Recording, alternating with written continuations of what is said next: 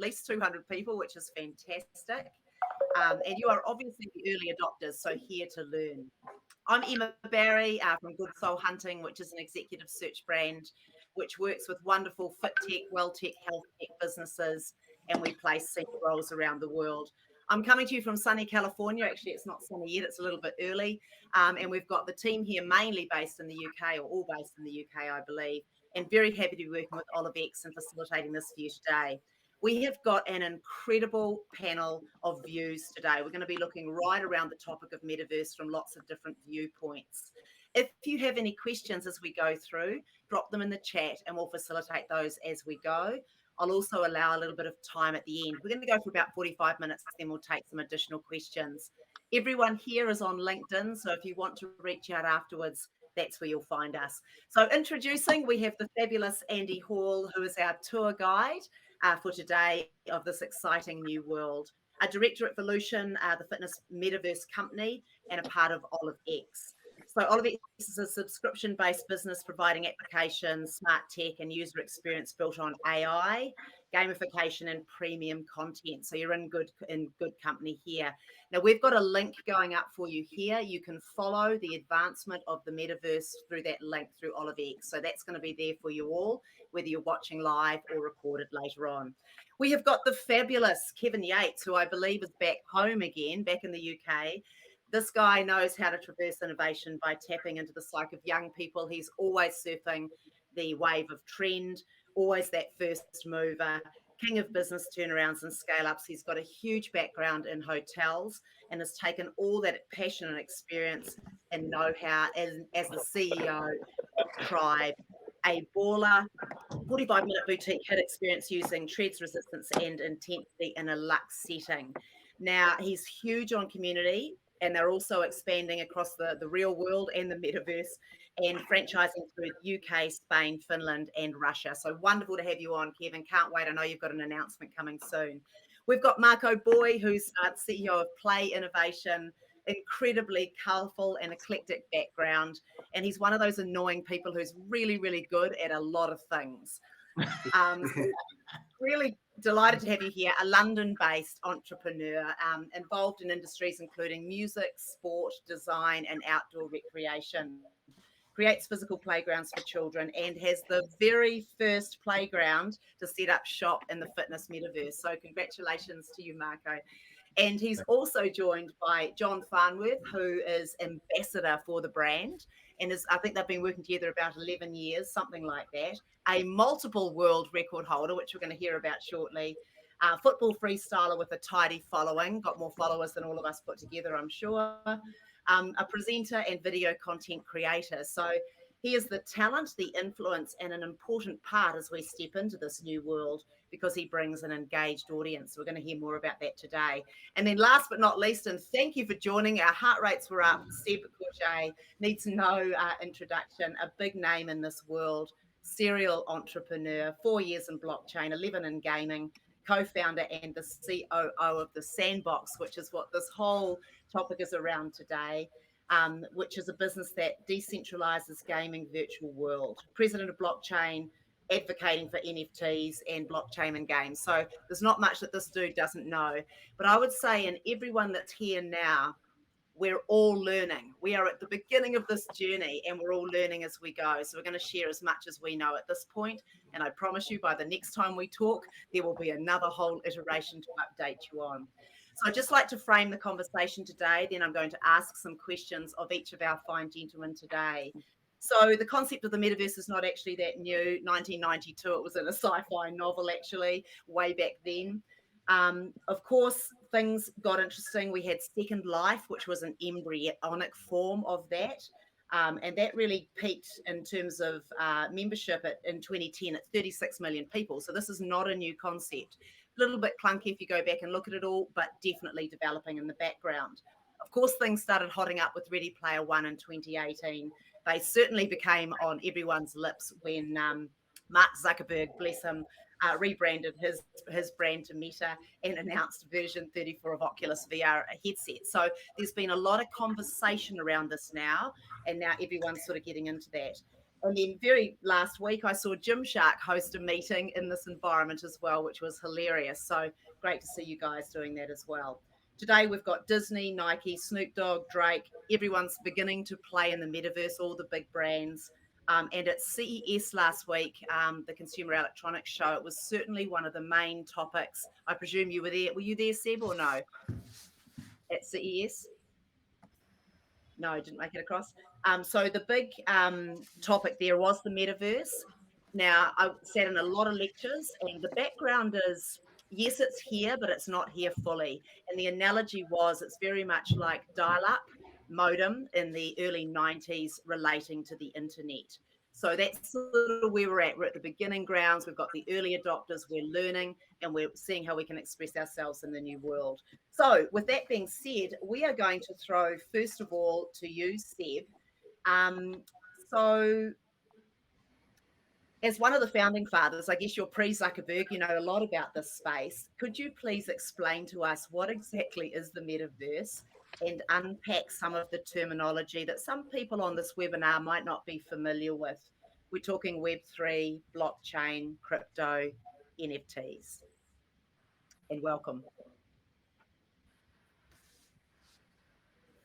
Can you hear me, Seb? Might have some audio issues, Andy. If so, do you want to perhaps do the intro there? Is that a delay? Yeah. Or? Yeah. I take it you can't hear us, Seb, no? No, I can hear you, yes. Oh, you can? Okay. Sorry, Well, I Seb. keep hearing Steve, not Seb. So I was like, Oh, is I'm she sorry. talking to me? I'm sorry. Okay, all right. It's my accent. Okay. So, sorry. So you just explain what is the metaverse and what are some of those terms that we hear thrown around? Absolutely, yes. So to us, the metaverse is like this set of digital parallel universes where users can actually engage and interact through a 3D avatar, which will become a representation of themselves.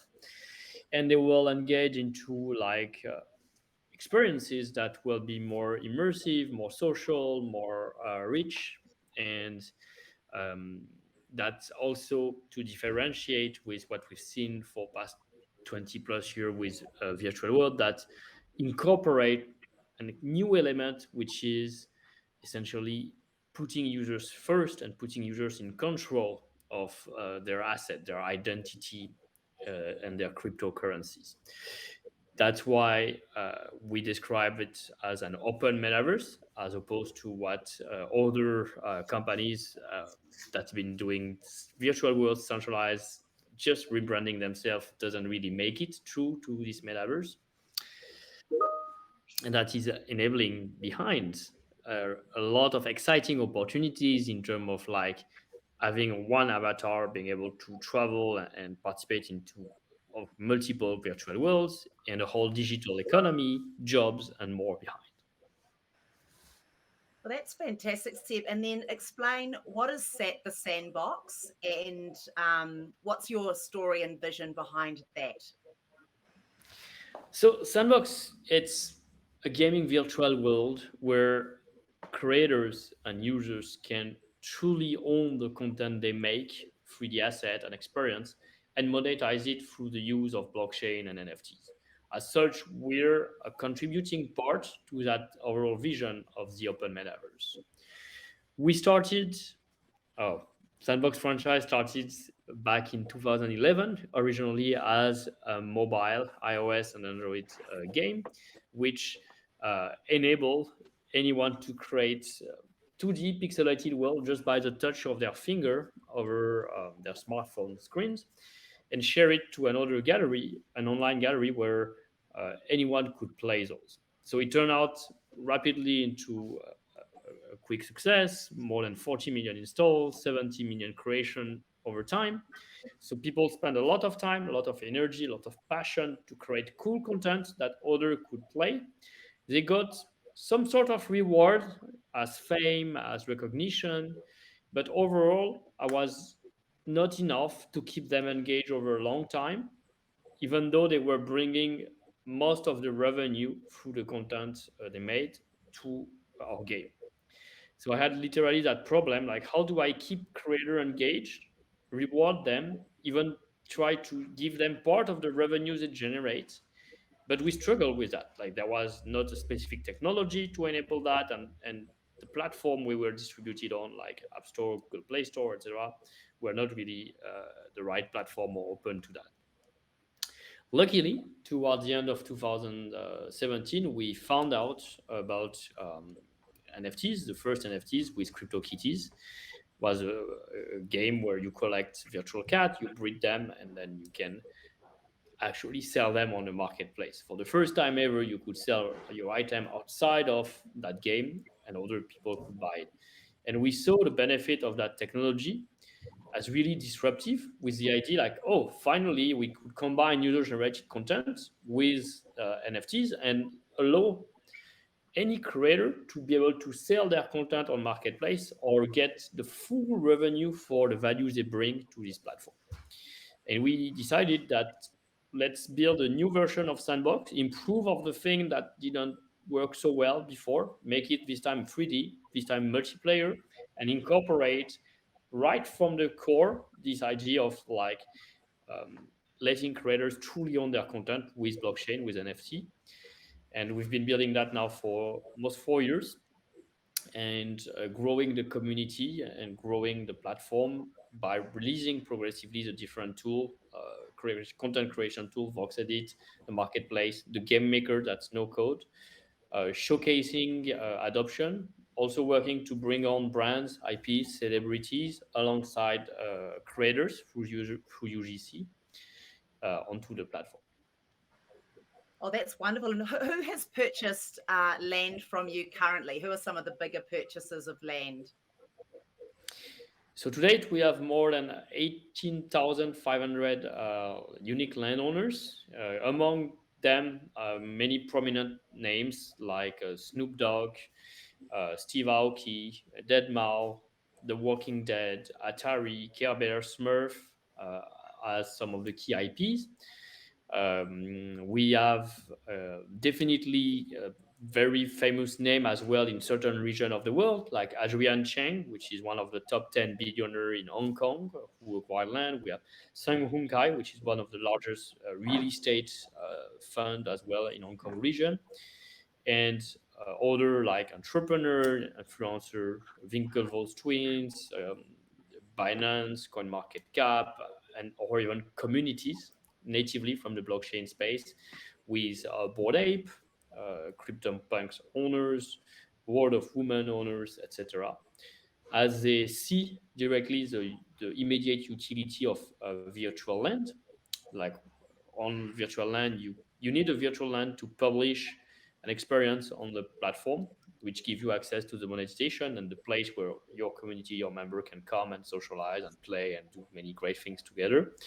And also how much faster you can create content and access monetization versus like the physical real estate. Like it takes a matter of like hours, days to create really immersive experience versus months, years, if not centuries into the physical world, and you don't have like all the complication of like building. Things don't break in the metaverse. Things don't need maintenance. Things can go wilder than your imagination, and the audience is global, so you don't need to have pick a certain location. Somehow, those are some of the reasons it's become popular. Oh, that's incredible. And then I guess, and one of the big purchases, of course, is OliveX. So I'm going to throw to you, Andy, now. So what's your great hope? I mean, you're, the custodian. You're sort of bringing people into the space. What's your great hope with the metaverse? Yeah, it's a good question. Hello, everybody. So our why, the why behind what we're doing is to try and make people more active. That's what it goes back to. And the way we're doing that is by leveraging community from the fitness world, from the gaming world, and from the crypto world, and bring them together in the Sandbox Metaverse, which we're calling the Fitness Metaverse. We purchase a piece of land from Seb and Sandbox, and that will be the focus for us. So within that, we'll host events, we'll create mini games and experiences that these fitness partners will come in and help create with us. But we are there to build and advise and be the expert for the fitness industry. That's great, Andy. And who should be talking to you right now? I mean, I'm gonna chop to you shortly soon, Kevin, and we're going to hear your story. But who should be interested in this space in the world? We're in a traditionally slow-moving space, I would say. We're about 50 years old. It took us the longest time to go digital. Some people still haven't been through a transformation. Like they're still questioning, is this technology thing coming? What would your advice be to all our fitness friends out there? Yeah, it's a really good point. It's not for everybody at all, especially in our fitness industry, but it's for the forward thinkers, the early adopters. People are looking for the next step and have probably been successful in the digital space already. And they're looking for the next thing and ways to tap into that 70% of the population and help them become more active. So yeah, it's not for everyone. You have to be aligned from a business value point of view, and your why completely needs to be aligned to what we're doing. But we have several new partners that we can talk about in a minute. And also we do have a pipeline of some really exciting brands that we're hoping to bring something different to the fitness metaverse. So whether it's clothing, gym, nutrition, dance, there's a whole host of companies we're talking to at the moment. So it's exciting. Yeah. So Andy, just one more question before I throw to you, Kevin. What however people are turning up in the real world, are you seeing it's quite a direct reference into the metaverse, or are they changing slightly? Like if I do clothing, am I doing clothing? If I do fitness, am I doing fitness? Is it always a direct translation, or are there other ways that people are bringing their brand alive?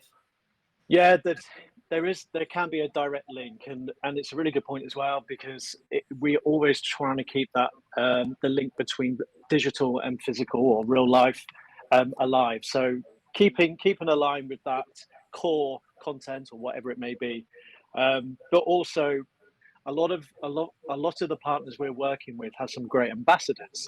So there's an opportunity there to tap into people like John and leverage their really engaged communities and bring that to the metaverse as well. So there's lots of different things, and like you've already alluded to, Emma, we're early days here. We're learning daily, weekly. Learning from people like Seb, having lots of calls with Seb. He's probably fed up with me slacking him every week, saying, "I need some advice. Can you help me?" But we're learning all the time, and that's the great thing about this process. When we work with these partners, we're going to be learning together, creating together, and coming up with these new strategies. So we're leading the way hugely. I'm not bored. Like I keep learning so much myself as well, and really, frankly, it's amazing to see already all this diversity of communities, topic of interest entering the metaverse, and it's our role to try to guide them through into like what can bring value to those communities, how we create the system, but how you use our tools and our system for your own community as well, to speak to that audience, to speak to those fans, etc. Yeah. Thanks, Seb. Kevin, you've got some big news for us. You've always served the bleeding edge of fitness. What happened today? Well, we were excited to announce, which was all over LinkedIn today, that we've signed up with OliveX, and we're going to be the first fitness brand really into the metaverse. And it's been super exciting. I'm super excited to be putting my land next to Snoop Doggy Dogg, hopefully, and knocking on his door in the metaverse with my avatar. We really a big nail with our industry. We're the industry. I've been here 25 years, and it's pretty slow, and that's why I wanted to be on my own and didn't want any bosses. And we opened my own businesses, and because we can move fast, we're pretty nimble. And when I explained the metaverse to my teams, they were all sat there as though they were school children and didn't have a clue what I was talking about. And so I knew I was on the right path. And so I said, look, we've got to do this. And and then I see all my kids on Roblox and doing all these kind of things. And I'm like, I'm spending $4.99 a month on Robux, and I want some of that money back. So I started investing in Roblox a while ago, and my shares are about 70% up on where they were. So I've got my money back there. But my point is, this is coming, and this is so exciting. I mean, there was a great announcement today from Microsoft, who bought the Activision for 70 billion, that kind of stuff. Yeah. It's here. Our industry is going to be so slow. Leisure sectors are not going to do it because they're not going to be able to concentrate on this. You're going to have private companies that are not going to have the bandwidth. They're going to be so slow. They're going to be 5 years behind. They'll have missed the land. They'll have missed the boat. We'll already be there. And there'll be other, what I would say to mamas and papa operators, single site operators, get involved in this. This will be a new revenue stream, and it'll add, I reckon, maybe 15 to 20% of your turnover in a normal single store. So I think you should really focus on this, put a little bit of time away, speak to OliveX or whoever it's going to be if you're an innovative business. And the most exciting for me, having a number of stores around the group and around the world, is my social impact and opportunity with social. So I've got a lot of social people that work for me that have got 500,000, and I've got a couple who've got 1 million followers. I can utilize those as avatars and help them and bring them into the social world of Metaverse under the Tribe brand. I can leverage that really exciting. So I'm really excited about using my own people and making them money by being my avatar, and we'll share in the opportunity. So it's not about Tribe being just successful and being successful financially. This is about my people and people who work for me in my amazing community, actually making real headway personally, from whether that's buying Sandbox shares, whatever they're going to do in terms of the coins and stuff, or whether they're making money from their own avatar, and we can win with this. And then being able to collectively as a community, you know, we've all got our avatars in there. We can meet, we can do meetings. We don't even know where it's going, because like you said at the beginning, this is still dial-up. This is going to be crazy. And if we can get in first, this is a gold rush, a land grab, or whatever we want to call this.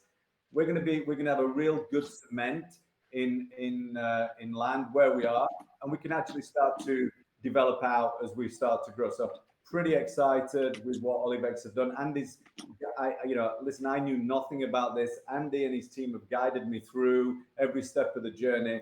So my team are really excited by the next step we're going to take. That's great, Kevin. And then how do you see yourself turning up in the space? Will it be apples for apples? Like, obviously you have a boutique brand, a boutique fitness brand. What other things are you thinking about? Like, what do your NFTs look like? Is there any of that you've thought through? A great question. The way I'm looking at this is a little bit wider. I'm not just saying, hey, we're going to put a gym in the avatar world and, come and visit a gym. I mean, it's pretty boring. So many exciting things. You could have a Tribe sword. You could have a Tribe tickets to a concert. Part of our whole business is sight, sound, and smell. So, when we move into sensory stuff in the future, how can you have that smell and sense within that environment? I don't know yet. I don't know how that's going to feel. But at the same time, I want to be able to, with music is a big part of our business. We could run our own, Tribe music concert that you could join in, and we can sell tickets, special Tribe trainers, retail for your avatars, special. We also have journeys as you go through the Tribe journey from the beginning to become a legend. We could have special shirts that you only can get on your personal avatar that you could wear within whatever world. We got so many great things, because one of the best things about this space is your imagination. It's not even wide enough, because it can go in any direction. So we're really excited by what we can do as a brand.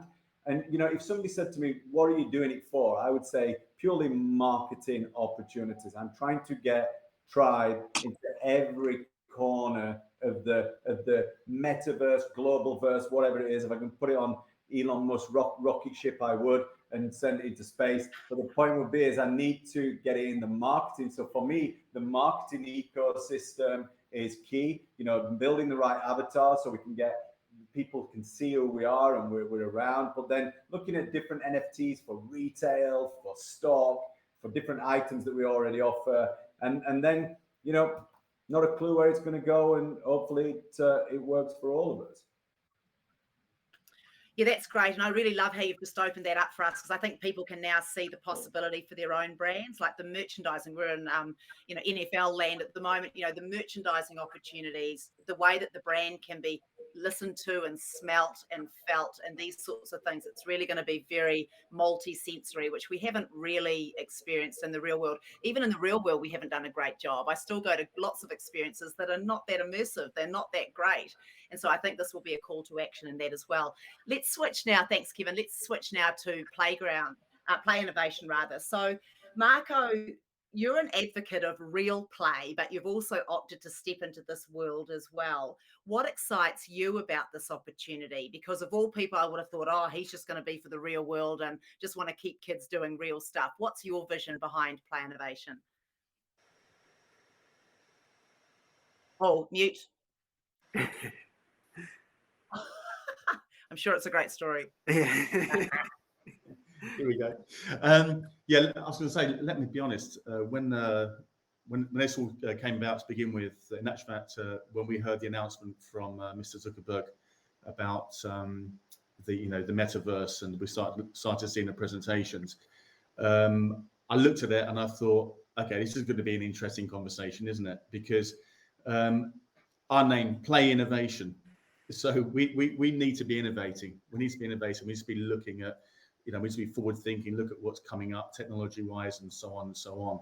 But I've always been a little bit against technology in the actual playground. Okay. When I saw this, I knew that it was something we had to get involved in because it is a future. There is obviously this big argument as to how are they going to, people are asking me already, it doesn't make sense. You're a playground company. You're making them turn into couch potatoes. And I'm saying, look, there are lots of couch potatoes anyway, and there are lots of people that are keeping fit. Maybe we can we can actually incentivize people to be fitter in some ways through, as Kevin was saying, through the use of incentives, NFTs, and so on and so on and so on. The other thing I looked at was how inclusive the metaverse could be as well, because if you think about us as a race, as a human race, we're very not everyone's confident enough to be out in the outside world, therefore the metaverse, I think, from a play perspective, could offer an opportunity for somebody to enter one of our playgrounds, one of our ball courts, for example. I don't know how clear this one is in the background. So we're going to create this in the metaverse, in the sandbox, a version of that. And the question is, how do we activate it? So quite a lot of what Kevin was saying, I always refer back to Kevin because we're very much on a similar journey in respect of it is fitness and how do we bond those two worlds, but we're going to be using this opportunity to, again, as Kevin was saying, to market ourselves, market our products, market the fact that we are forward thinking, and children and adults moving forward will be living in this world more and more and more and more. This doesn't mean that we're going to stop people being active. We're going to be incentivizing children and adults and families to then go and visit a very similar installation in the real world, for example. So this product behind, this design, the hex core, it's got lots of different sections within it. And this we're already speaking to customers in the real world about creating the real life version of this. So therefore they'll be able to go into the sandbox, go into the Play Innovation ball court, play games in different ways, and perhaps then we need to develop exactly how we're going to do it, but incentivize them to go and play the product in real life. Okay, and that's how we're going to do it in a nutshell. That's how we're going to do it. It is about continually saying to them, look, we're here. The metaverse is here to stay. We're proud to be in the sandbox. We're creating. We're working with some great partners. We'll be learning from Sebastien, from Kevin, from each other, different brands, hopefully supporting each other, which is, I think when the fact that we are involved in it at the very beginning, we're going to learn so much. And I'm pretty sure that by the time we have our next webinar, that will be even further down the line with being able to show some avatars and so on, and how that's going to work. So I think the main thing for us, sorry, I've kind of gone a little bit of verbal diarrhea there. But the main thing is this: it's very, very important, I think, at an early stage for us to explain and to demonstrate to our potential customers that the metaverse will actually work as a positive for outdoor fitness as well. It's not going to take anything away from it. It can only make it better, in my opinion. Yeah, great. I think you bring up a couple of great points there, Marco. Number one is you're finding the audience where it is. There's already a lot more gamers than there are people out exercising right now, a stat that is just a reality. So you're going where people are. Then you're trying to cross-pollinate. You know, you perhaps want people to come from the real world to have a richer experience when they're not perhaps in the real world. We see in retail already, you can be on the leaderboard, you can get your points and all that, but you have to go to the store to pick up the merchandise or whatever. So there's this dipping in and out of the different worlds to do that. That was my first point, is you're fishing where the fish are. So, and we're talking to your earlier point, Andy, if we're missing the 70%, some of the 70%, a large proportion of the 70% will be in this world. And so I think that's really important. Secondly, when Peloton and all the connected fitness elk came out, everyone said, oh, you're never going to be able to connect virtually. It's always got to be face to face. It's a much richer connection. And yet we look at some of the stats of Peloton, Echelon Climber, the rest of them, and you realize that you've got leaderboards, you've got social connections, you've got point getting, you've got gamification, you've got all these little hooks. I'm sending this thing to my sister, her and I are battling over something. So it's got all these extra hooks that we haven't managed to integrate into the real world, which I can also see. So once you start putting that, and as long as we're doing tech for good, and that again came through very strongly from CES, there's stuff that can go badly, and we've seen all that with the privacy and the selling of lists and the, exploiting children and all the rest of it. As long as our intention is clear and we can have really good behaviors underpinning it, I think it's a wonderful world. So thank you so much for sharing that, Marco. John, I'm going to go to you because you're the talent, you're the influencer, you're the one that's going to grab all those people and excite us. Tell us a little bit about your world, because you create content, you have a following. And first of all, you're a world champion. What in?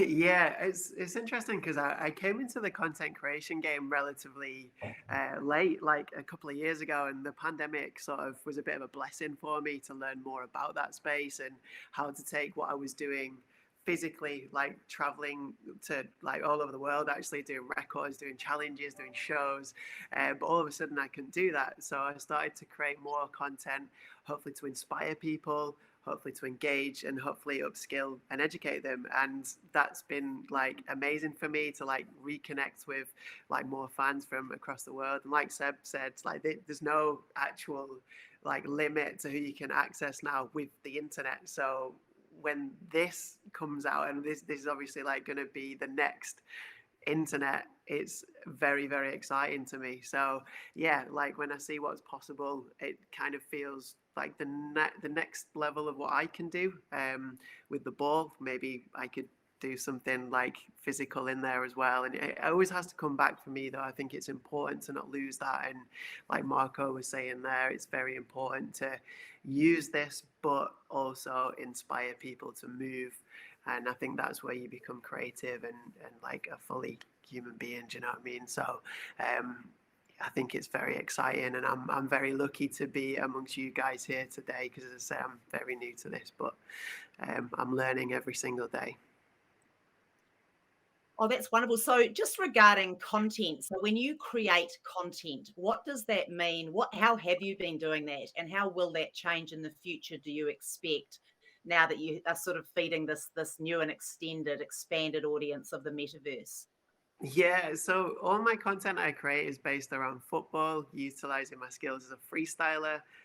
But I also do a lot of editing as well. So the aim of that, again, is just to shock people, like hopefully amaze people, make people laugh, make people smile. I know with we're in and out of lockdowns all the time at the minute, so I always try and put a smile on people's face. That's always my aim. But I feel now that can be taken to the next level, and it's funny, like me and Marco have been speaking about creating like a specific almost game in the physical world, but now this has all come up. It's like, actually that could be in the metaverse. Could it be an NFT?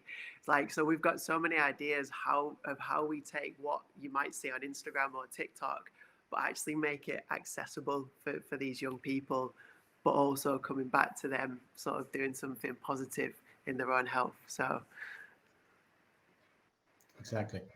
Well, that's great, John, and I love the intention behind that. I think that's good, and I think, and Kevin brought it up as well, we have to be authentic to who we are, and we need to really, stay true to that brand. And I'm sure with those big brands that Seb mentioned earlier. Everyone has to stay in the core of who they are. I'm going to take a couple of questions that are just beginning to come through here. Liz Terry, hello Liz Terry. Is the deal with Tribe exclusive, or will OliveX do deals with other fitness operators to use its section of the sandbox? Andy, do you want to take that? Yeah, I was on mute. Sorry. No, it's not exclusive. No, and that's not the point of the metaverse. It's an open metaverse. We want as many different brands coming into the metaverse as possible. They can add different, USPs, and they'll have different strategies, different games, different interactions. So no, it's not exclusive. But there's only one Tribe, right? Right answer. You're on mute, Kev. My apologies. What I was just going to say, I mean, I wouldn't want it exclusive. You want to play you want more people playing. I mean, that's part of the game, and that's how you make capital. You get more people in, and you get more audience, and you get more captive audience, and the most fun game wins. I mean, so it's like, if everybody's got time, get in the metaverse. Find stuff. Hire someone. Hire 2 people in your team, and start to play. Yeah, exactly. It's like if you're going shopping in the real world and you want to buy an outfit to go out that evening, you're going to go to a shopping mall where there are different shops to browse from. And actually, if you own a shop, you're going to put your shop in an area where people are going to go to as well. So it's important that there is diversity within it.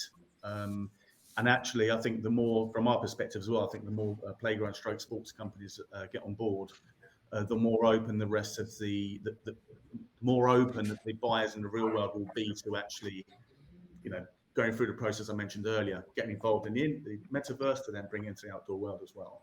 But also, just to add to that as well, with the NFTs and the cryptocurrency that we have, we want it to be cross-platform. We want to be able to use our DOS token in lots of different games and lots of different metaverses at some point. So the evolution is multi-platforms, multi-metaverses. Yeah, it's all about choice for the consumer, isn't it? Great, thanks, Andy. Seb, I have a question for you. Why is the metaverse gaining momentum now? What is changing socially and culturally, and what core technologies are enabling this? Right.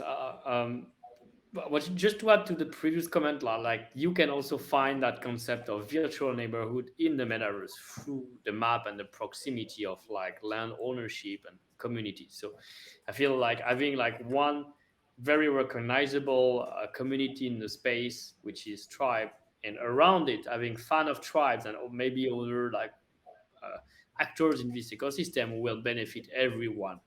Actually, and that's interesting. And then you can bring celebrities, etc., and various verticals will cross. Why is metaverse like popping up now? It's like a mix of various factors, I guess. Last year we've seen a great increase of attention and media of NFT and blockchain in general. We've seen also, the effect of the pandemic that have forced us for almost 2 years to live within our home and like broke through like the psychological barrier of like, we don't project ourselves into like spending a lot of our time in front of computer to interact with each other. Like we were literally forced into, and virtual world has become one of where we had Zoom, and then we have like virtual world as like common place of interaction. Gaming and virtual world took actually like a big increase of attendance through that.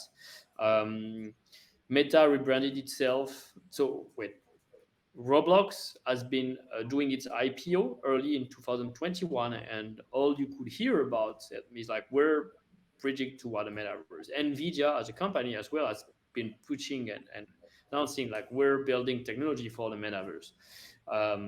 Fortnite as well has been always talking about we're creating content, virtual concert for the metaverse. So it started to resonate. Then Meta, so Facebook rebranded itself as Meta and started to put the whole word around like, oh, we're like the largest company in the world with the highest number of users is becoming a metaverse. Like, there's no way like the media and everyone is going to ask that question. But what is it like suddenly? Like, you cannot ignore unless you lived in a cave or you have no access to internet, which is still part of a certain population of the world. But if you are connected to internet, you probably have a Facebook account and you learn that news somehow. So that's how metaverse became into the mainstream. But still, it left a lot of question open around like, great, there's been one announcement from the CEO of this large company, but like concretely, how do I get a taste for it? How do I feel it? What's new? I seen that video that I don't know about you, but it didn't really excite me. It didn't really project anything new. It was kind of weird, even to some extent. And so, well, the media, from this lack of answer, this lack of like projecting an exciting future around description of metaverse, has been digging through, looking at, and we were at the right time. We've been building for 4 years. We just announced a couple of weeks after Facebook announcement our Series B fundraise led by SoftBank Vision Fund, one of the largest tech investment fund that invested in companies such as WeWork, Uber, and many others that transform our life already. And well, media pick up. They saw, right, there's this new company supported one of the largest and most known tech fund that's building the metaverse in a decentralized manner, putting user first at the core of the value proposition. And there you can see already game, you can see experiences, you can see the diversity of things you can do. So it's not just about working or playing. There's a lot of different flavors and possibilities to engage community around like different theme of their interest, which can be like virtual shows, virtual concert, and now even sport, health, mental health, well-being, etc. And in the alpha launch, just a matter of week after. So all around, that's how Sandbox became more and more visible toward the mainstream. That's great. Thanks, Seb. What's some of the most exciting projects you're seeing right now? Like, you must have optics on a lot of things happening in the sandbox. What's perhaps one that's really exciting you from any industry? Well,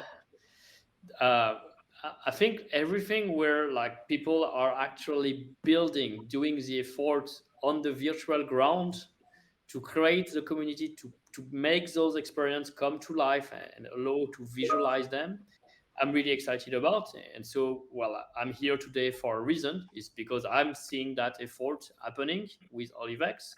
Like, they literally learn how to use our tool. It's not their background. It's not like their core skills, but it shows like how accessible those creation tools can be to any kind of audience.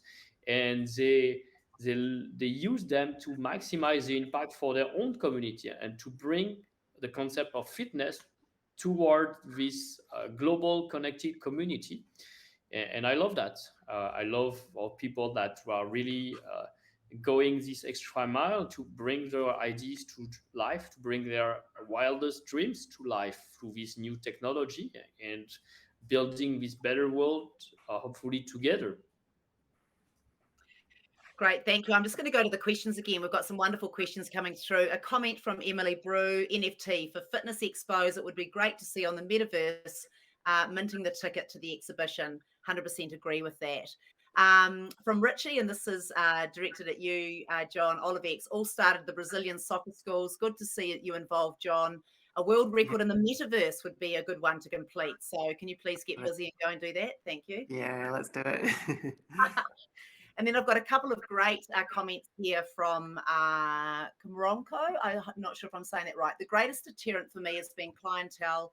Oh, let's have a look. Psychology background. Okay. Helping to connect with clients, identifying their why, and constructing a personal environment, obviously, that they're comfortable in, is significantly made easier by the possibility of the metaverse. So thinking of the developmentally disabled, those with mental health challenges, those that are targeted for bad regions, difficult to reach. Are there any innovations that are happening in this direction? Is anyone aware of that? Perhaps it's a question for you, Seb. In the psychology, helping people, clinical, I think. Right now, every effort I've seen is not yet clinical, is not based on like clinical studies, etc. It's way too early. But there's been research and it's been proven that interacting through a 3D avatar for human beings is generally helpful to reduce all those um, barrier and friction that you can have in the real world, like friction about like how you feel you're going to be perceived, timidity, and other sort of uh, disability, maybe in terms of social skills. It's been proven not only for like mental health and well-being. So yes, we've seen like I think a dozen projects around evolving around that, but also I've heard great feedback around education as well. Like kids and students feel less intimidated to ask their question when they are into a chat room and through their avatar, rather than they are into an actual physical classroom and being under somehow the social pressure of like how I'm going to be perceived if I ask a stupid question or what I believe is a stupid question, but it's not.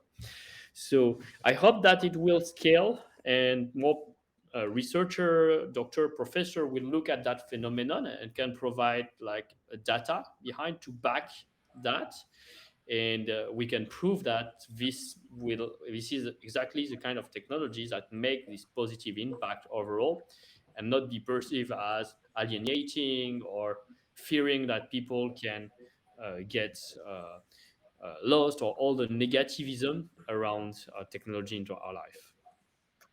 Yeah, absolutely. And we're on 45 minutes now. So if there are any more Hello? questions, please fire them through now. Ouais, allô? Je suis en live.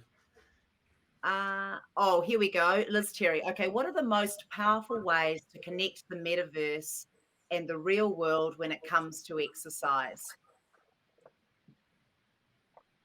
Who would like to have a go at that one? I'm happy to give an example of Evan? what we're doing. Yeah, I mean, Seb kind of, I think what Seb just said as well kind of answered a bit of that, I think. Because I think it's a link between the exercise and the mental well-being side of things, and raising self-esteem as well. And I think once you're raising self-esteem, then that should transpose into the real world as well.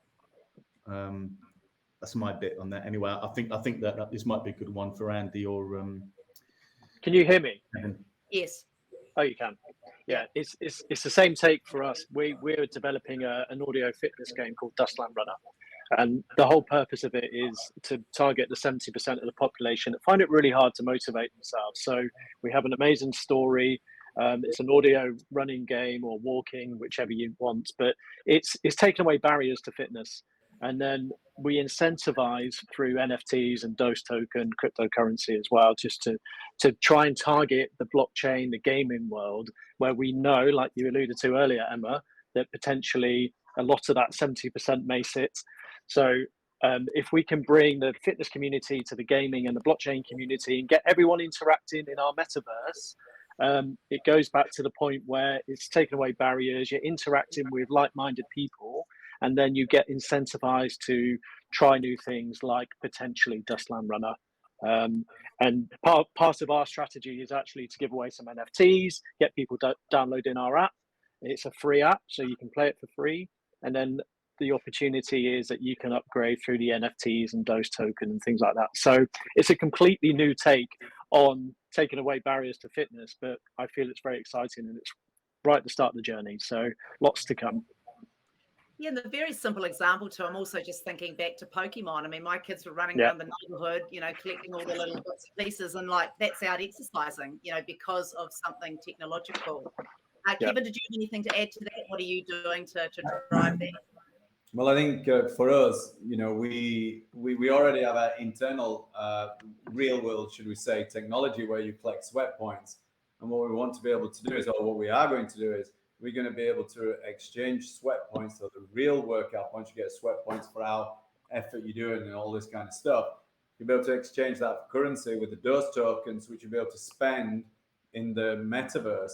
And so you'll actually be sweating like crazy working out, create them into Dose tokens, which you'll be able to spend in the metaverse. You'll be able to buy retail stock, NFTs, whatever you want within our whole ecosystem, and be able to use that. So, you're not going to get it where, you just, I really don't believe that people are not going to not work out because you've got a metaverse. I mean, literally, there's 24 hours a day, 168 hours in a week. Just because you still got to work, you still got to do things, you still got to go to school, you've still, it could just be different. Facebook will be in the metaverse. It won't be necessarily on your phone later. When you're going for a run in the metaverse, you'll still be able to go for a run, but the avatar, you'll be able to have your friend with you. It's a whole different way of using web. And that's what people have got to realize. So you still wouldn't be on dial-up on your website now because you've got, Facebook and you've got Wi-Fi. It's changing. You're going to have to get in the game. If you're not in the game, you're going to be left behind. And this is the way it's going to go. And this is a great way that cryptocurrency will go. It's a great way that we'll be able to trade. It's a great way we'll be able to make money. And it's a great way that we'll be able to communicate. And also, somebody mentioned on the call about disabled people and all this kind of stuff, which, totally understand. But then you'll be able to play on a level playing field as well, because they'll be able to play in the metaverse on a level playing field, whether you're Ready Player One or whatever, and we're all in this together, regardless of any ability or disability. So I think you're going to find a real opportunity and inclusion that will be different when the metaverse really gets going. Thanks, Kevin. And there's one more great comment here from Not Really a Gamer. And they say, I love the idea of having a much larger audience, creating marketing materials, but also the idea of breaking down geographical barriers, which is great. But we're not taking away people's ability and desire to want to actually go out into the real world and transact, I guess, have face-to-face conversations, their ability to deal with rejection and all of that stuff that comes with life. How does crypto and blockchain translate into real money I can spend? So two things. One is a comment on the negative side of this. We just hide in our shell and we put something on and we become someone else, like the negative side of that, I guess. And then also, how do I take crypto and blockchain, translate that into money I can spend? Who would like to take that one? Well, I'll take the psychology one, and then I'll leave Sam to do the crypto. But I think from a psychology point of view, like if you take my children still got to go to school. They've still got to socially interact. They've still got to learn how to speak, communicate, do deals. This is about parent education and schooling. Put them in a good school, work hard, and if you're not able to get them in a great school, then personally parent them in some ways when they're home and nurture. They're still, I don't feel like just because they're going to go into the room on a night and play on an Xbox, or they're still doing Facebook or going into the metaverse. This is about schools adapting also to their education policies, not just about the World Wide Web is here in all different forms. But the education minister has got to start concentrating on how he actually looks at the right schooling, and depending on the classes, about interpersonal skills, how to communicate, emotional intelligence, all these kind of things schools have got to start doing to combat other things that are happening in the world. I mean, if you went back 50, 60 years, we'd be doing more on builders, plumbers, how we actually lift things strong, manual work, all this kind of stuff. It's all changing. So you don't even have that now in terms of education. It's more educational and this kind of stuff. How do you talk through a TV screen and you're not in a theater now? So there's a lot of things got to happen on a social level with education. But I'll pass over for crypto spending to Sam. Yes, Seb, how does crypto and blockchain translate into real money I can spend? Well, it can be in way new manners. I think it's really interesting how we're creating this new model called play to earn, where we're rewarding users for their engagement, which is really aligned here with the idea of fitness and like regularity. If you get people to come on a regular basis into your land, into your experience, and every time they complete a quest, they complete a challenge, they collect points. Then as they accumulate those points, they reach certain tiers of rewards, and at the end of, let's say, a season, a period of time, an event that lasts a period of time is called a season. They can claim exclusive NFTs and token. Then they have the choice whether they can collect them as some sort of achievement that will be the proof of like I did it, it's in my wallet, or they can sell it to another user. They can convert it into fiat as such by selling it on the marketplace or turning the token, like the cryptocurrency token, into fiat on a crypto exchange. And they have the freedom to decide then, like if it's going to be a revenue stream or it could be serving other purposes as well. And this is just one of the example. Many other remain to be invented, on like how you can create loyalty, how you can create engagement, and how you can be rewarding with a financial aspect for people who engage, communities who engage into the metaverse. Great, thank you. Now we're closing this out. We're just under an hour. I'm going to take a couple more questions and then just close out. So if anyone has any final thoughts, just think about that now. So this is from Will. Will the metaverse revolutionize the hospitality industry? And are there any key players in that space yet? Seb?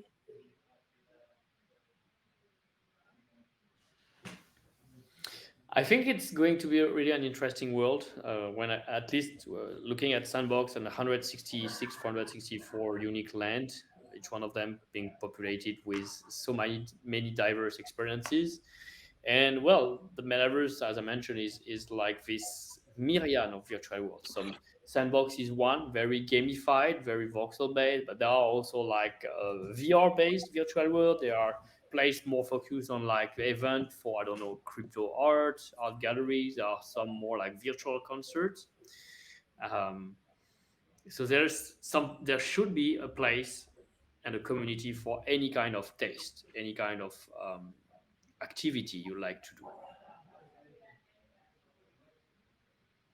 Great, thanks. Oh, and I've got a few coming in now. I'm just going to close this out because we'll be here for hours otherwise. So, Ray Elgar, and you've asked a very good question, which helps us close out this webinar. What should we all be doing to become effective digital creators as Web3 emerges? Where should we start? So, this can be very overwhelming. I'm looking at you, Andy. If you're new to this whole world, what are the first steps that we can take to move towards this? Speak to an expert, speak to somebody that's already involved, maybe. There's lots of emerging content through the social channels now on Instagram that's popping up every day. Medium's another great channel to be educated. Twitter Spaces, there's loads on there now. Seb, anything you'd like to add from an education point of view? Yes, I think also we should create some learn and earn campaign if just not already. Like learning by practice is a great way, I think. Just like fitness in the real world, the more you practice, the better you feel like you getting better at it. We've seen some contests from some communities, like engaging into user-generated content and involving people after watching some tutorials. Try yourself, and well, there will be some rewards. Maybe we'll use some of your creation and showcase it as well. And that's how new talent, new skills get discovered. Once again, it's not the kind of thing you usually learn at school, but you learn by practicing. Nobody is born with I know how to make voxel right as a baby. And yes, like peer recommendation, peer support, I feel as well is very important. Yeah. Great. And then just one more technical question for you, Seb, and this is from One Psych Fit. Is the metaverse intended to be a 360-degree immersive experience using VR, like Ready Player One, or hybrid, or desktop, laptop, tablet, phone? how do we interact with it? What are going to be all the options going forward? Well, I don't necessarily think like the metaverse should be VR. Like VR is great. It's a more immersive way as a technology, but I don't think it's a technology that's still ready for like mainstream and long-term use. The proof is like most of you, if you ever tried VR, tell me like how often do you still use VR, or is it just like a piece collecting dust at the moment until maybe one day it wakes up for a greater experience? And so we don't want to put some extra barrier to the experience. We feel like a PC right now or mobile device is mainstream enough for most of us to interact and engage with. And that should be all you need. Great, thank you. One more comment from Emily, and then I'm going to close out. If there are any more comments from the group, just have those ready. So Emily, Facebook is an underutilized platform in crypto, predominantly focused on Twitter and Discord. Again, TikTok audience reach out to the next generation. Do we see John as an influencer who can represent these changes since Facebook policies until they're loosened? So I think it's just more of a comment of where it's showing up in the world right now. Does anyone have a comment to that? I think it's just a comment from Emily.